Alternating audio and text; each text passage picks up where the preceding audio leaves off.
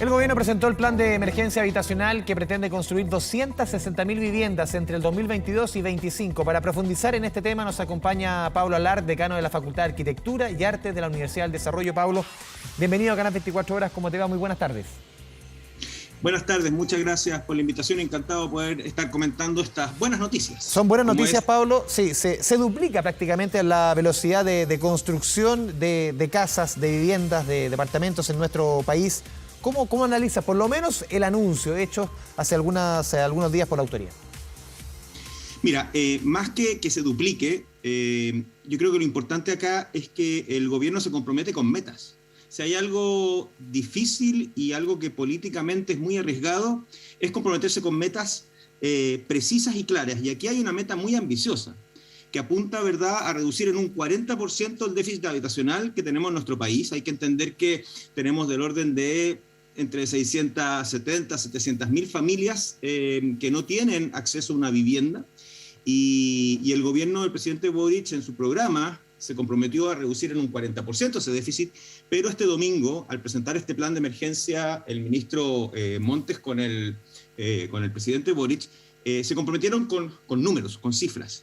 Y esto no lo veíamos desde la reconstrucción del 27F. Estamos hablando que se comprometen a 50.000 viviendas para este año 2022, en específico 48.635, luego 68.000 para el 2023 y más de 140.000 para la segunda mitad del periodo de gobierno que queda. O sea, estamos hablando de un total de cerca de 260.000 viviendas nuevas, a las cuales familias que hoy en día o viven de allegadas o en campamentos van a tener acceso. Y eso claramente es una buena noticia, y lo que queremos ahora es que ojalá se pueda pasar, ¿Pablo?, de este compromiso a la acción. Sí, este es un tema sencillamente de prioridades de políticas públicas, de intenciones, algo en especial, porque claro, te escucho atentamente y uno dice, aquí es porque este gobierno le quiso poner el cascabel al gato en este tema, que venimos conversando hace mucho rato, pero nunca, como tú lo decías, nunca vimos este compromiso, esta velocidad. ¿A qué lo atribuyes tú? Mira, yo creo que lo primero es que hay un consenso, y esto venía de antes de las elecciones, de que estamos ante una crisis de acceso a la vivienda, que no es un tema solamente local en nuestro país, sino que es un problema global y que se vio exacerbado por la confluencia de tres fenómenos, particularmente en Chile, que lo han hecho más crítico. Estamos hablando primero de todo lo que tiene que ver con la crisis económica asociada, digamos, al estallido, el aumento de familias vulnerables que se ha dado por el aumento de la población migrante, y tercero, el COVID. ¿Por qué? Porque el COVID hizo que muchas familias que vivían de allegados, arrendando una pieza o con parientes, fueran expulsadas por temor al contagio, etcétera. Y por lo tanto, entonces, tuvimos una cosa que es muy triste. Chile le estaba ganando la batalla a los campamentos. Hasta el año 2007 teníamos del orden de 28.000 familias viviendo en campamentos, y hoy en día tenemos más de 80.000, casi 90.000 familias viviendo en campamentos. O sea, estábamos ganándole la carrera a la informalidad, estábamos garantizando el acceso universal a la vivienda, y de un día para otro se nos escapó por problemas de focalización, etcétera. Ahora, lo bueno es que comprometerse con estas cifras no es, y yo espero que no sea, digamos, demagogia. ¿Por qué? Porque Chile tiene la capacidad, y lo ha tenido antes, de generar más de 100.000 viviendas, digamos, financiadas o con ayuda del Estado al año. Por lo tanto, es algo que se puede hacer. Ahora, sin duda es complejo, porque estamos en un momento de crisis económica, donde además el valor y el acceso y la disponibilidad de materiales de la construcción es complejo, pero también aquí hay que entender que una iniciativa de esta escala no solamente va a apuntar a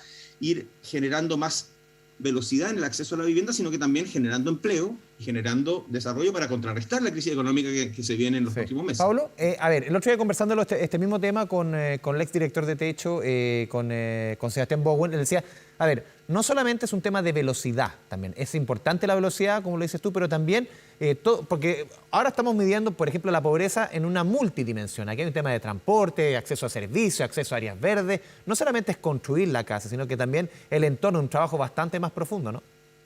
Así es. De hecho, Chile ha sido muy exitoso en los últimos 40 años en términos de, como te decía antes, ir reduciendo el déficit habitacional e ir garantizando el acceso a la vivienda para aquellas familias que requieren la ayuda del Estado. Estamos hablando que más de 4 millones de chilenos, digamos, han logrado acceder a vivienda financiada por el Estado en los últimos años. Pero el problema es que en un contexto de escasez, donde el valor de suelo además claramente se va disparando en la medida en que ese suelo está mejor ubicado, se fueron desplazando esos conjuntos habitacionales a las periferias y no vinieron acompañados de los bienes públicos que requieren, como es transporte, áreas verdes, educación, etc. Entonces empezaron a producir fenómenos de segregación socioespacial, de exclusión, que incluso terminaron en problemas mayores incluso a no tener acceso a la vivienda. Entonces, lo interesante acá es que desde un tiempo a esta parte se ha venido tratando de avanzar en proyectos de integración, tratando de que la vivienda esté más cerca de las oportunidades que ofrecen las ciudades, pero al mismo tiempo también llevar esas oportunidades a las periferias.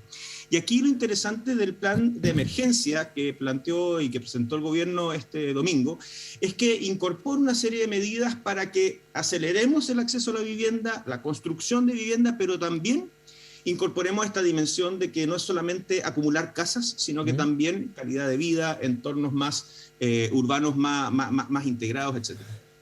Pablo, en otro aspecto también dentro de este tema, cuán importante, y uno ve también dentro de este plan, es la conexión con las comunidades locales, porque no es lo mismo una casa en Antofagasta, no es lo mismo una casa, por ejemplo, en Valparaíso, en Viña del Mar, en la Araucanía, en los lagos. ¿Cómo se hace ese trabajo, me imagino? Y uno lo ve que está, por lo menos, dentro del proyecto de construcción de viviendas del gobierno del presidente Boric.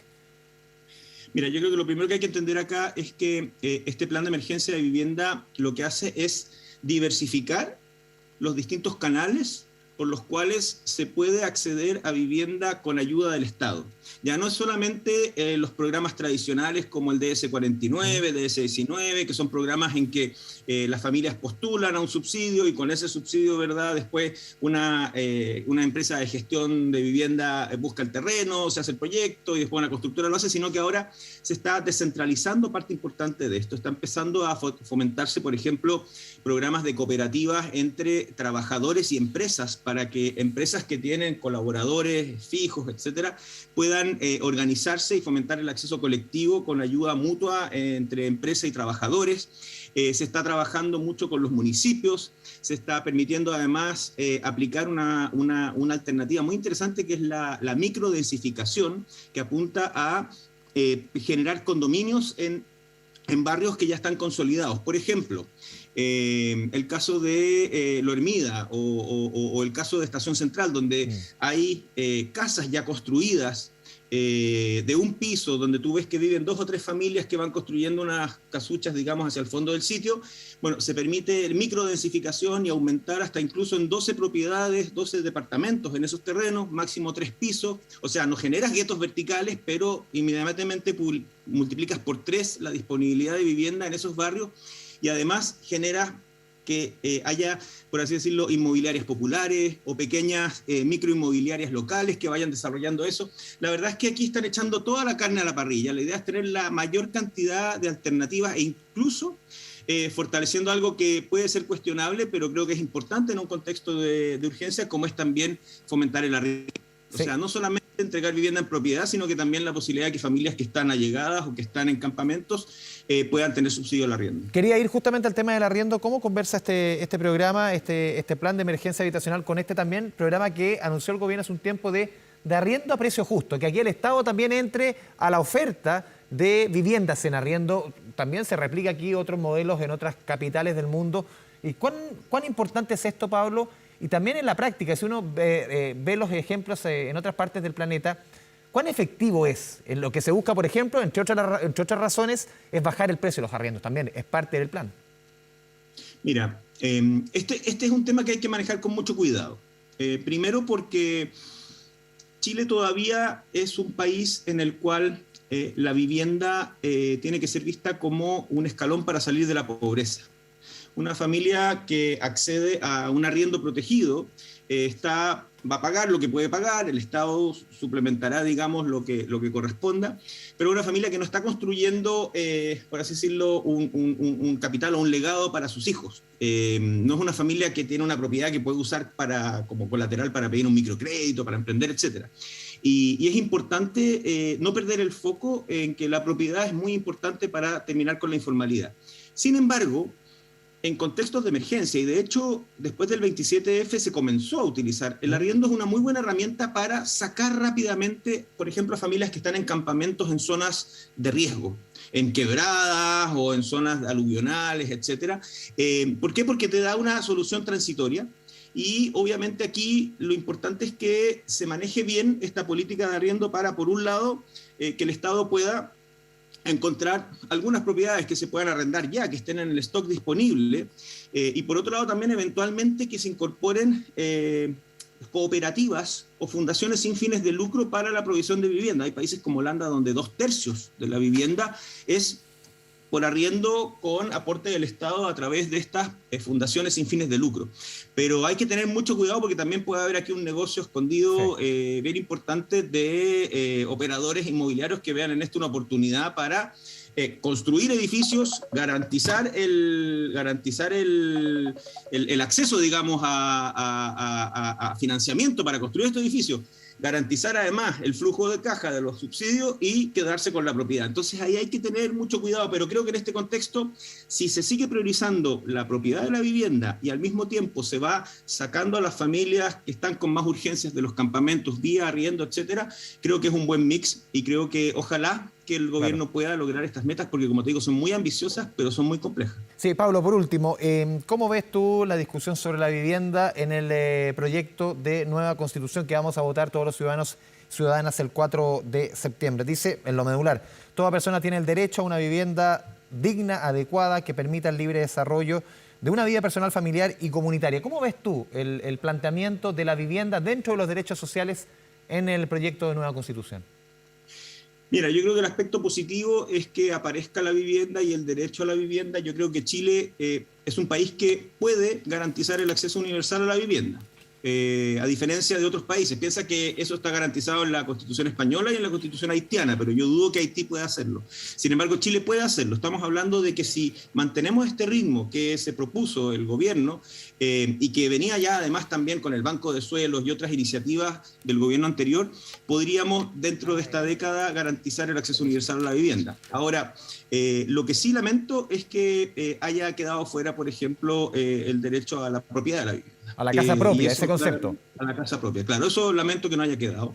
Pero bueno, es solamente un aspecto de muchos aspectos que hay que revisar en el proyecto de Constitución. Pablo Alar, decano de la Facultad de Arquitectura y Arte de la Universidad del Desarrollo, te agradecemos este espacio con Canal 24 Horas. Muchas gracias. Gracias a ustedes, que estén muy bien.